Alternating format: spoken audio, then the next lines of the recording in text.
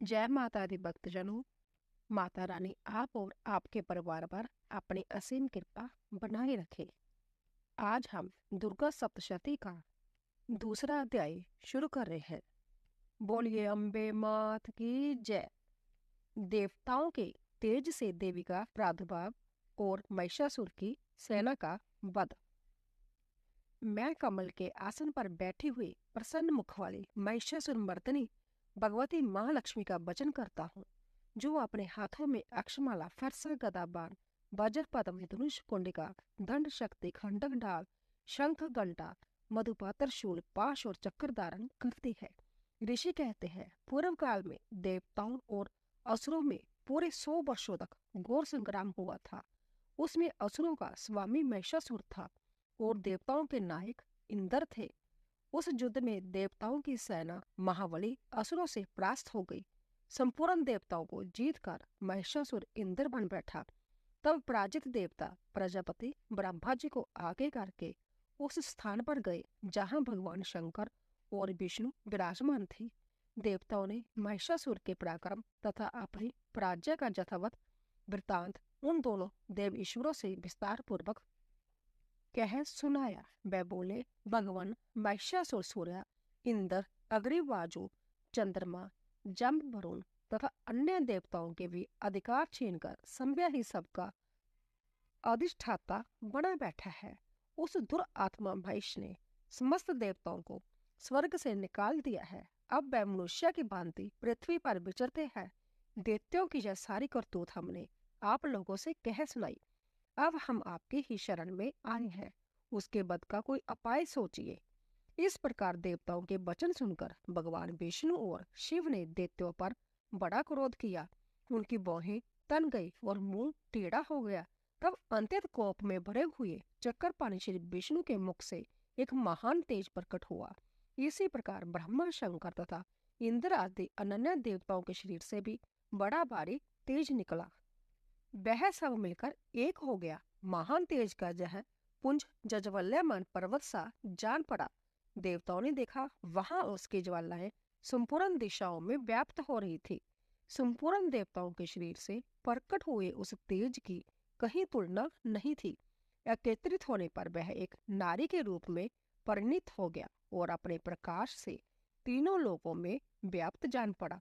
भगवान शंकर का तो जो तेज था, उससे उस देवी का मुख प्रकट हुआ। जमराज की तेज से उसके सिर में बाल निकल आए। श्री विष्णु भगवान के तेज से उसकी भुजाएं उत्पन्न हुई। चंद्रमा के तेज से दोनों सतनों का और इंद्र के तेज से मध्य भाग कटि प्रदेश का प्रादुर्भाव हुआ। वरुण के तेज से जंगा और पिंडली तथा पृथ्वी के तेज से नितंब भाग प्रकट हुआ। ब्रह्मा के तेज से दोनों चरण और सूर्य की तेज से उनकी उंगलियां हुई। वसुओं के तेज से हाथों की उंगलियां और कुबेर के तेज से नासिका प्रकट हुई। उस देवी के दांत प्रजापति के तेज से और तीनों नेत्र अग्नि के तेज से प्रकट हुए थे। उसकी भौहें संध्या के और कान बाजू के तेज से उत्पन्न हुए थे। इसी प्रकार अनन्य देवताओं के तेज से भी उस कल्याणमयी देवी का आविर्भाव हुआ। तदंतर समस्त देवताओं के तेज पुंज से प्रकट हुई देवी को देखकर महिषासुर के सताए हुए देवता बहुत प्रसन्न हुए। पिनाकधारी भगवान शंकर ने अपने शूल से एक शूल निकालकर उन्हें दिया। फिर भगवान विष्णु ने भी अपने चक्कर से चक्कर उत्पन्न करके भगवती को अर्पण किया। वरुण ने भी शंख भेंट किया। अग्नि ने उन्हें शक्ति दी और बाजू ने धनुष तथा बाण से भरे हुए 2 तरकस प्रदान किए।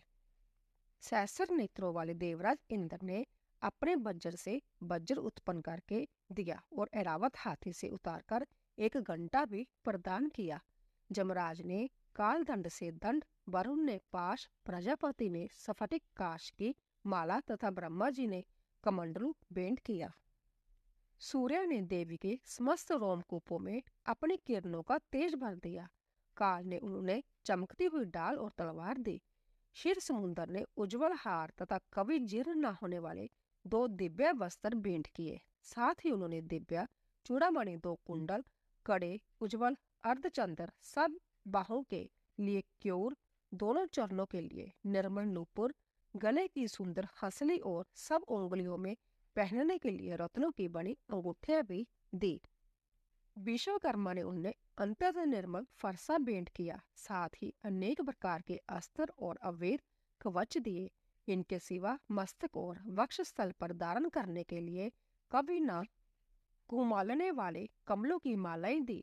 जलधि ने उन्हें सुंदर कमल का फूल भेंट किया। हिमालय ने सवारी के लिए सिंह तथा भांति भांति के रत्न समर्पित किए।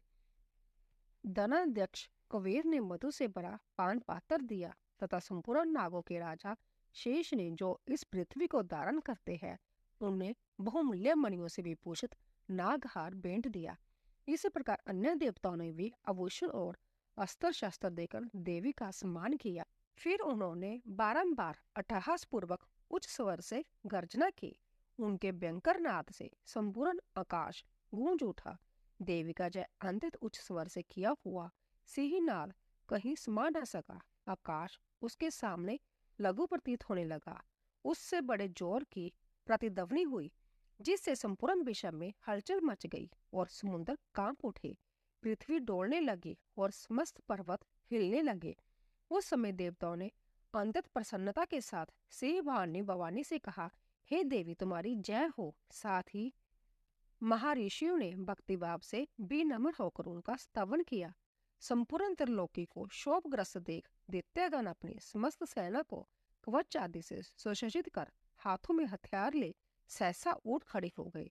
उस समय महिषासुर बड़े क्रोध में आकर, आह, ये क्या हो रहा है? फिर वह संपूर्ण असुरों से गिरकर उस सिंहनाद की ओर लक्ष्य करके दौड़ा और आगे पहुंचकर उसने देवी को देखा, जो अपनी प्रभा से तीनों लोगों की प्रकाशित कर रही थी।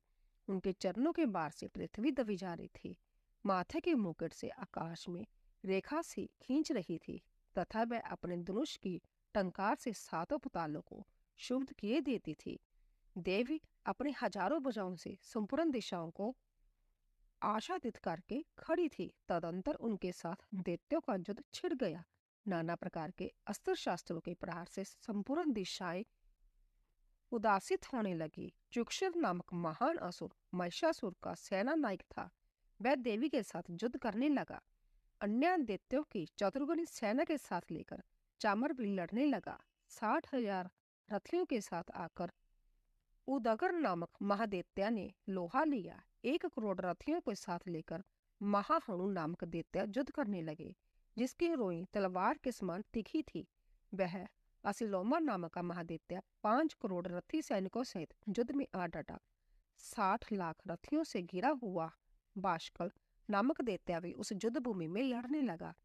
परवारित नामक राक्षस हाथी सवार और घुड़सवारों के अनेक दलों तथा 1 करोड़ रथियों की सेना लेकर युद्ध करने लगा।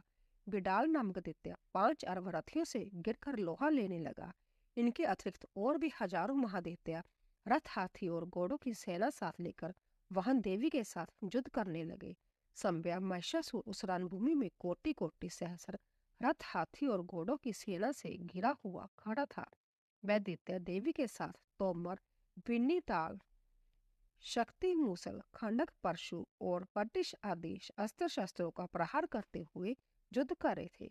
कुछ दैत्यों ने उन पर शक्ति का प्रहार किया, कुछ लोगों ने पाश फेंके तथा कुछ दूसरे दैत्यों ने खंडक प्रहार करके देवी को मार डालने का उद्योग किया।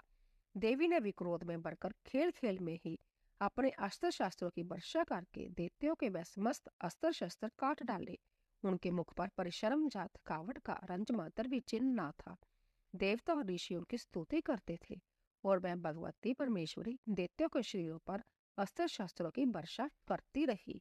देवी का वाहन सिंह भी क्रोध में बढ़कर गर्दन के बालों का हिलाता हुआ असुरों की सेना में इस प्रकार विचरने लगा, मानो वनों में दावानल फैल रहा हो। रणभूमि में दैत्यों के साथ युद्ध करती हुई अंबिका देवी ने जितने निश्वास छोड़े, वह सभी तत्काल सैकड़ों हजारों गणों के रूप में प्रकट हो गए और परशु, बिंदीपाल, खंडक तथा पटिश आदि अस्त्रों द्वारा असुरों का सामना करने लगे। देवी की शक्ति से बड़े हुए वह गण असुरों का नाश करते हुए नगाड़ा और शंख आदि बाजे बजाने लगे। उस संग्राम महोत्सव में कितने ही गण मृदंग बजा रहे थे। तदंतर देवी ने त्रिशूल से, गदा से, शक्ति की वर्षा से और खंडक आदि से सैकड़ों महादैत्यों का संहार कर डाला। कितनों को घंटे के भयंकर नाद से मूर्छित करके मार गिराया। बहुत तेरे दैत्यों को पाश से बांधकर धरती पर घसीटा। कितने ही दैत्य उनकी तीखी तलवार की मार से दो दो टुकड़े हो गए। कितने ही गदा की चोट से घायल हो धरती पर सो गए। कितने ही मूसल की मार से अंतित आहत होकर रक्त बमन करने लगे। कुछ दैत्य शूल से छाती फट जाने के कारण पृथ्वी पर ढेर हो गए। उस रणगण में बाण समूहों की वृष्टि से कितने ही असुरों की कमर टूट गई। बाज की तरह झपटने वाले देवी पिंडक दैत्यगण अपने प्राणों से हाथ धोने लगे। किन्हीं की बाहें छिन्न भिन्न हो गई। कितनों की गर्दनें कट गई। कितने ही दैत्यों के मस्तक कट कट कर गिरने लगे। कुछ लोगों के शरीर मध्य भाग में ही विदर्न हो गए। कितने ही महादैत्य जांघें कट जाने से पृथ्वी पर गिर पड़े। कितनों को ही देवी ने एक बांह, एक पैर और एक नेत्र वाले करके दो टुकड़ों में चीर डाला। कितने ही दैत्य मस्तक कट जाने पर भी गिर कर फिर उठ जाते और केवल दड़के ही रूप में अच्छे अच्छे हथियार हाथ में ले देवी के साथ युद्ध करने लगते थे। दूसरे कवंत युद्ध के बाजों की लेह पर नाचते थे। कितने ही बिना सिर के दड़ हाथों में खंडक शक्ति और रिष्टि लिए दौड़ते थे तथा दूसरे दूसरे महादैत्य ठहरो ठहरो जय कहते हुए देवी को युद्ध के लिए ललकारते थे। जहां वह घोर संग्राम हुआ था वहां की धरती देवी के गिराए हुए रथ, हाथी, घोड़े और असुरों की लाशों से ऐसी पट गई थी कि वहां चलना फिरना असंभव हो गया था। दैत्यों की सेना में हाथी, घोड़े और असुरों के शरीर से इतनी अधिक मात्रा में रक्तपात हुआ था कि थोड़ी ही देर में वहां खून की बड़ी बड़ी नदियां बहने लगी। जगदम्बा ने असुरों की विशाल सेना को क्षण भर में नष्ट कर दिया। ठीक उसी तरह जैसे तृण और काठ के बारी ढेर को आग कुछ ही क्षणों में भस्म कर देती है और वह सिंह भी गर्दन के बालों को हिला हिला कर जोर जोर से गर्जना करता हुआ दैत्यों को शरीर से मानो उनके प्राण चूने लेता था। महान देवी के गणों ने भी उन महादैत्यों के साथ ऐसा युद्ध किया कि जिससे आकाश में खड़े हुए देवतागण उन पर बहुत संतुष्ट हुए और फूल बरसाने लगे। बोलिए अम्बे मात की जय। इसी तरह दूसरा अध्याय पूरा हुआ। शरणागत रक्षा करे भक्त रहे निशंक, मैं आया तेरी शरण में माँ तो लीजिए अंक।